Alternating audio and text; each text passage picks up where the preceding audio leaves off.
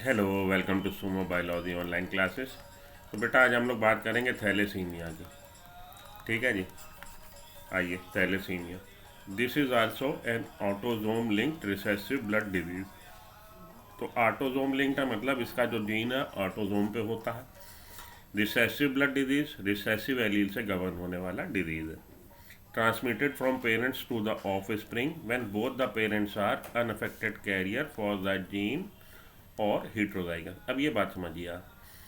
कह रहा है जी जब दोनों पेरेंट्स मेल और फीमेल दोनों पेरेंट्स पे कम से कम एक रिसेसिव एलील हो तब ये चांस बनेगा, तब इसका ट्रांसमिशन हो पाएगा किसको, तब मतलब जो बच्चा है उसमें चांस बनेगा कि वो डिजीज से ग्रसित हो जाए। डिजीज से ग्रसित कौन सा इंडिविजुअल होगा? जिसके पास दोनों ही रिसेसिव एलील होंगे। तो एक एलील उसको मिलना चाहिए फादर से और एक एलील उसको मिलना चाहिए मदर से। तो फादर और मदर कम से कम हेट्रोजाइगस कंडीशन में हो, मतलब एक तो उनके पास रिसेसिव एलील हो ही हो, दूसरा भी हो तो भी कोई बात नहीं। फिर तो ये फादर या मदर जो भी ये इंडिविजुअल है इसमें भी थैलेसीमिया आपको देखने को मिलेगा। थैलेसीमिया उसी इंडिविजुअल में देखने को मिलेगा जो होमोजाइगस रिसेसिव कंडीशन में होगा। ठीक है जी। होमोजाइगस रिसेसिव जीनोटाइप वाले में ही थैलेसीमिया आपको देखने को मिलेगा। और होमोजाइगस कंडीशन तभी होगी जब दोनों एलील रिसेसिव टाइप के हों, तब हम बोलेंगे कि ये होमोजाइगस कंडीशन है। होमोजाइगस रिसेसिव और होमोजाइगस डोमिनेंट। तो होमोजाइगस रिसेसिव की बात कर रहे हैं। एक एलील उसको मिलेगा उसको मदर से, एक एलील उसको मिलेगा उसके फादर से। तो एटलीस्ट कम से कम मदर फादर कैरियर होना चाहिए। यहीं पे ये बात लिखी है, यही बात लिखी है यहाँ पे।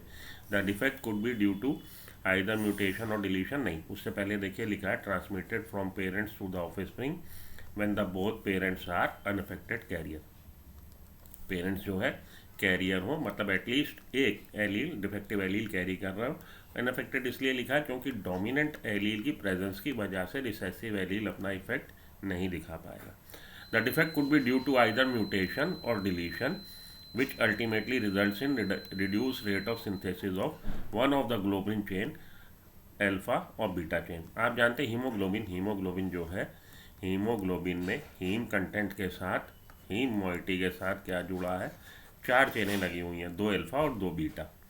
ठीक है जी। हीमोग्लोबिन मॉलिक्यूल में तो दो अल्फा और दो बीटा चेनें। अल्फा और बीटा चेन की सिंथेसिस किससे हो रही है? अल्फा बीटा चेन ये आपके हो गए पॉलीपेप्टाइड, और जीन के एक्सप्रेशन से पॉलीपेप्टाइड चेन बन रही है। अब वो जीन अगर फॉल्टी हो जाए तो ये चेन कम मात्रा में बनेगी या नहीं बनेगी, तो हमको हो जाएगा किसको? उस इंडिविजुअल को हो जाएगा thalassaemia.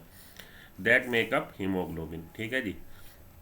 Reduce rate of synthesis of one of the globin chain, alpha या बीटा किसी में कमी हो गई, प्रोडक्शन कम हो गया, तो ये थैलेसीमिया हो गया। This causes the formation of abnormal haemoglobin molecule resulting into anaemia. Anaemia हो जाएगा। रिड्यूस रेट ऑफ सिंथेसिस है अल्फा बीटा चेन का, अल्फा या बीटा चेन का, तो क्या होगा? हीमोग्लोबिन कंटेंट कम हो जाएगा, एनीमिया हो जाएगा। This causes the formation of abnormal hemoglobin molecule resulting into anemia, which is characteristic of the disease.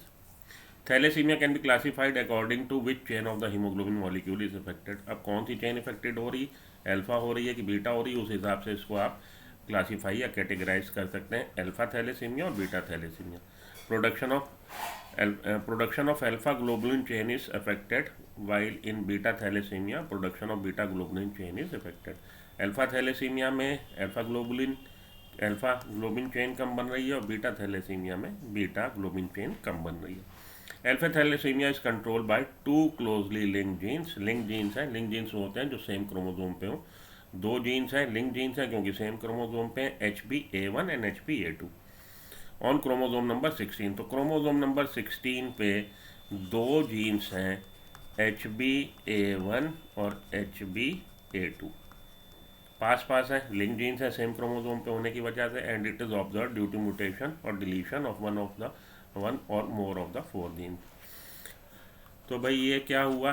अब क्योंकि आप जानते हैं कि हम लोग डिप्लॉयड ऑर्गेनिज्म है, हर किसी में, हर इंडिविजुअल के, ह्यूमन इंडिविजुअल की हर सेल में गैमिट को छोड़ के हर सेल में 2 जीनोम है, डिप्लॉयड ऑर्गेनिज्म है। 2 जीनोम का मतलब genome complete set of chromosome, एक पूरा सेट जो उसको उसकी मदर से मिला, एक पूरा सेट जो उसको उसके फादर से मिला। तो 16 नंबर के क्रोमोसोम की 2 कॉपी है, 2 कॉपी है। अब एक क्रोमोसोम पे 16 नंबर के एक क्रोमोसोम पे HbA1 और HbA2 2 जीन हो गए, और दूसरी कॉपी पे HbA1 और HbA2 total in all 4 gene हो गए जो अल्फा ग्लोबिन चेन के लिए रिस्पॉन्सिबल है बनने के लिए, HbA1 एंड HbA2। तो and it is observe due to mutation or deletion of 1 or more of the 4 jeans. तो या तो एक जीन में या दोनों में या 3 में या 4 में ये प्रॉब्लम हो गई, म्यूटेशन हो गया, डिलीशन हो गया, तो क्या हो जाएगा, अल्फा थैलेसीमिया हो जाएगा। The more genes affected the less alpha globin molecule produce.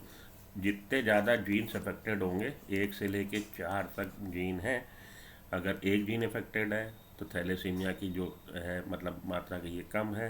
2 gene हो गए, थोड़ी बढ़ गई, 3 4, जितने ज़्यादा जीन अफेक्टेड उतना ज़्यादा आपको थैलेसीमिया का इफेक्ट देखने को मिलेगा, मतलब उतनी कम अल्फा ग्लोबिन मॉलिक्यूल प्रोड्यूस होंगे। While beta thalassaemia is controlled by a single gene HBB on chromosome number 11। तो क्रोमोसोम नंबर 16 पे 2 जीन्स हैं, HbA1 और HbA2, जो अल्फा ग्लोबिन चेन के प्रोडक्शन के लिए रिस्पॉन्सिबल है। और क्रोमोसोम नंबर 11 पे एक जीन है HbB जो रिस्पॉन्सिबल है बीटा ग्लोबिन चेन के लिए, and occurs due to mutation of 1 or both jeans. तो इसमें भी अगर इस जीन में भी म्यूटेशन हो गया या डिलीशन विलीशन हो गया तो जीन फॉल्टी हो जाएगा और बीटा ग्लोबिन चेन कम बनेगी। ठीक है जी। Thalassaemia differs from sickle cell anaemia in that the former is quantitative problem of synthesizing to few globin molecules while the later is qualitative problem। अब सिकल सेल एनीमिया और thalassaemia दोनों ही आपकी haemoglobin production से related हो गई दिक्कत, लेकिन main क्या बात है, थैलेसीमिया आपकी कैसी है, क्वांटिटेटिव प्रॉब्लम कहलाएगी, जबकि sickle cell anaemia qualitative problem कहलाएगी। इसका क्या मतलब है, देखिए थैलेसीमिया में हो क्या रहा है, क्वांटिटी इफेक्ट हो रही है। मतलब ये था कि मानिए हमने आपको कोई टास्क दिया कि आपको 10 रोटी बनानी है, ठीक है, तो आप रोटी तो बना पाए लेकिन 6 ही बना पाए, क्वांटिटी कम हो गई, क्वालिटी वाइज ओके है रोटी। और सिकल सेल एनीमिया में क्या है, सिकल सेल एनीमिया में ये है बेटा कि मानिए हमने आपको टास्क दिया 10 रोटी बनानी है, तो आपने रोटी तो 10 ही बनाई, टास्क तो आपने पूरा किया, लेकिन क्वालिटी वाइज वो बिलो पार है, क्वालिटी में कंप्रोमाइज़ हो गया, इसलिए हम बोलेंगे थैलेसीमिया जो है क्वांटिटेटिव प्रॉब्लम है, जबकि sickle cell anaemia qualitative problem है।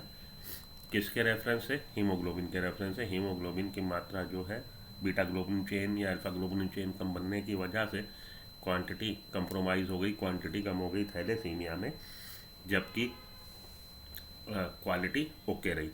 लेकिन सिकल सेल एनीमिया में क्वांटिटी तो ओके रही लेकिन क्वालिटी कंप्रोमाइज़ हो गई है, ये बात ध्यान में रखिएगा, ये क्वेश्चन आ चुका है। Thalassaemia differs from sickle cell anaemia in that the former is quantitative problem of synthesising too few haemoglobin molecule while the later is qualitative problem of synthesizing an incorrectly functioning globulin। तो यहाँ पे आके ये आपका thalassaemia खत्म।